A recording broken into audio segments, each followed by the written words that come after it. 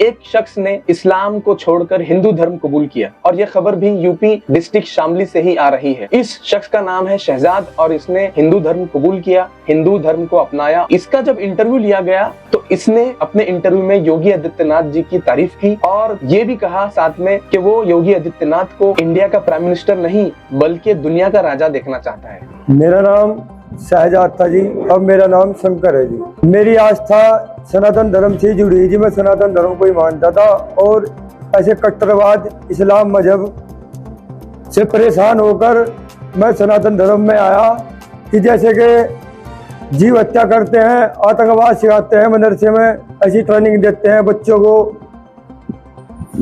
उनकी मन की विचारधारा बहुत गलत थी, लोगों की जो सिखाते थे मैं उनसे मैं बहुत परेशान था। और सनातन धर्म में आने के बाद मुझे बहुत अच्छा लगा। मैं अपने गुरुदेव धर्माचार्य अरुण कृष्ण जी महाराज से जुड़ा, उनका आशीर्वाद मिला मुझे और मैंने सनातन धर्म में घर वापसी की। और अब तो समय है, देखो जो लोग भटके हुए हैं ना, ये लोग भटके हुए हैं। ये भारत देश हिंदुओं का देश है, सनातनियों का देश है। यहाँ पहले कोई मुसलमान नहीं था।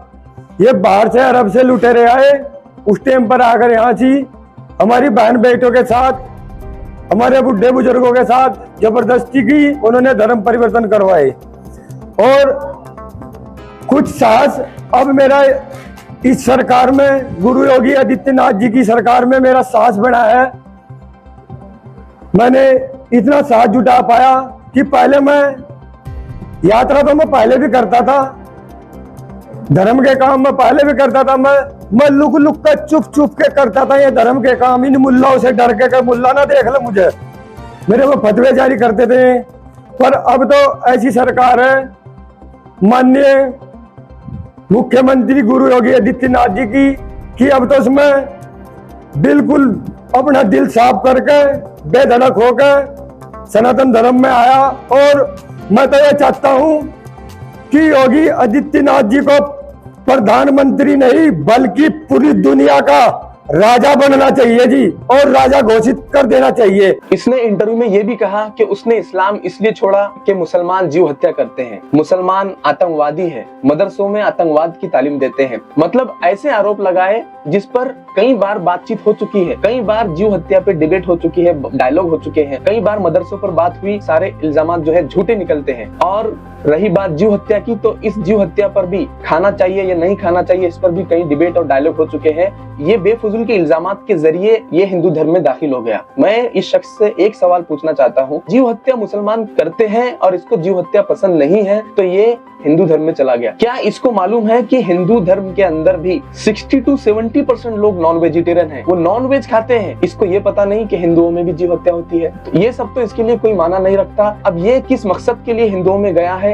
ये कुछ महीनों में हमारे सामने आ जाएगा। हमारे सामने इससे पहले ये भी खबर आई थी, वसीम रिजवी ने हिंदू धर्म कबूल किया और जो लोग वसीम रिजवी को अपना भाई बता रहे थे, लास्ट में उन्होंने भी छोड़ दिया था। लास्ट में उनका कोई सपोर्टर नहीं बचा था। यहाँ तक के वसीम रिजवी शिया है, शियाओं ने भी उनका सपोर्ट नहीं किया, हिंदुओं ने भी उनका सपोर्ट छोड़ दिया, जो अपना भाई बता रहे थे वसीम रिजवी को। इससे पहले भी मैंने वीडियो बनाया है कि सलीम वास्तिक, जिन्होंने इस्लाम को छोड़कर हिंदू धर्म अपनाया था, तो आज वो भी जेल में है और वो भी अपने मकसद के लिए और अपने फायदे के लिए इस्लाम को छोड़कर हिंदू धर्म को अपनाया था। और उसके बाद और एक अब्दुल रहमान, जो अपना वीजा की डेट एक्सपायर हो रही थी और इंडिया में रहने के लिए उसने हिंदू धर्म कबूल किया था और अपना नाम सत्यनष्ट शर्मा रखा था। तो अब देखते हैं, कुछ महीनों में पता चल जाएगा कि ये शख्स भी किस मकसद के लिए इस्लाम को छोड़कर गया। ये शख्स ने, शहजाद ने, अपनी बीवी बच्चों को भी इस्लाम से लेकर गया। तो जिस तरह से अभी कुछ दिन पहले आयुष मलिक ने इस्लाम कबूल करके हिंदू धर्म छोड़कर इस्लाम अपनाया था, जिस तरह से उसके इंटरव्यू लिए जा रहे थे, जिस तरह से उसको क्वेश्चन किया जा रहा था बार बार और उसको प्रेशराइज किया जा रहा था, क्या शहजाद के इंटरव्यू ये लोग लेंगे? क्या जितने भी मीडिया चैनल है जो आयुष का इंटरव्यू लेने के लिए बेताब थे, तो वो